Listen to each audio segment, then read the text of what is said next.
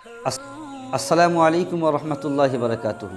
আপনারা ভিডিওতে দেখছেন যে একজন দৌড়াচ্ছে। হ্যাঁ, দেখে তো মনে হচ্ছে যে কোনো প্রতিযোগিতা করছে, দৌড়ে প্রতিযোগিতা, কিন্তু দৌড়ে প্রতিযোগিতা নয়।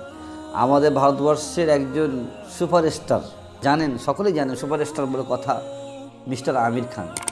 আমির খানের কন্যা ইরা খানের বিবাহ করার জন্য প্রায় দীর্ঘ 5 থেকে 6 কিলোমিটার রাস্তা দৌড়ে এসে আমির খানের বাড়িতে গিয়ে বিবাহ করবে।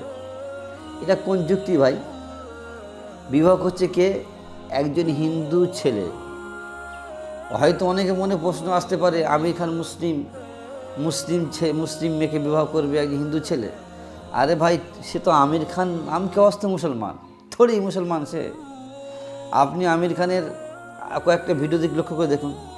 কয়েক বছর পূর্বে সে হজ করতে গিয়েছেন, সেখানে গিয়ে উমরা করতে গিয়েছেন, হজ করতে গিয়েছেন। অনেকে ভাবছেন আমির খান পাক্কা সাচা মুসলমান। আরে ভাই, অনেক মুসলমান, অনেক হিন্দু এমনও আছে যার নাম পরিবর্তন করে মক্কায় ঘুরতে যায়, সেরকম আমির খানও গিয়েছে। আবার আমির খান কখনো কখনো আবার সেই পূজার মণ্ডপে গিয়ে ঠাকুর উদ্বোধন করে। তো এরা কেমন ধরনের মুসলমান?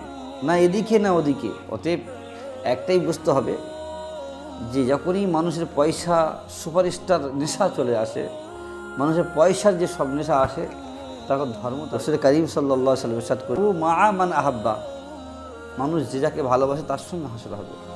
নবী করিম সাল্লাল্লাহু আলাইহি ওয়াসাল্লাম ইরশাদ করেছেন, মানুষ যে যাকে ভালোবাসে তার সঙ্গে হাসর হবে। অতএব আমার মুসলমান ভাইদের কাছে অনুরোধ করব, যারা আমরা এদেরকে মুসলমান ভেবে যেটা অর্থ, পয়সা, যুক্তি তর্ক দিয়ে মানুষের কাছে আমরা লড়ি যে এরা মুসলমান, এরা আমাদের নামকে, সম্মানকে এরা উচ্চ জায়গায় পৌঁছেছে, একেবারে ভুল।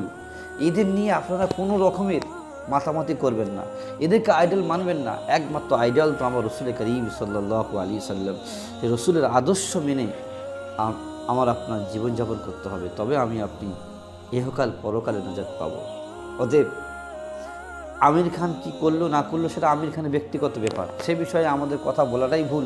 তবে আমি এতটুকু মুসলমানদের কাছে বলবো, কথা বলার উদ্দেশ্য এটাই যে আমরা যারা ওদেরকে আইডল মুসলমান মনে করে অনেকে তাদের নীতি আদর্শকে আমরা আপন করতে চাচ্ছি, এটা একেবারে ভুল, এটা একেবারে করা ঠিক নয়।